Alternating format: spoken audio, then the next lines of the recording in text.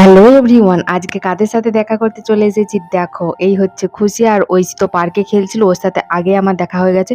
এরা তো গ্রামে গেছিল বাড়িতে, হঠাৎ করেই বাড়ি চলে এসেছে কারণ খুশির অনেক হলিডে ওয়ার্ক দিয়েছে, তো ওটাই কমপ্লিট করতে হবে, টাইম নেই আর বেশি, সেই জন্য ওরা আবার এখানে দিল্লিতে চলে এসেছে।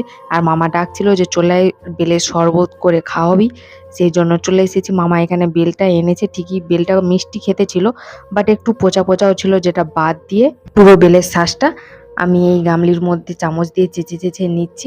আর এইবার হাত দিয়ে ভালো করে চকুটে চকুটে নেব। আর এইদিকে ঐশী তো জল দিচ্ছিল, বলছিলাম শুনছিল না, রাগ করছিল, তাই জন্য বললাম দে অল্প অল্প করে।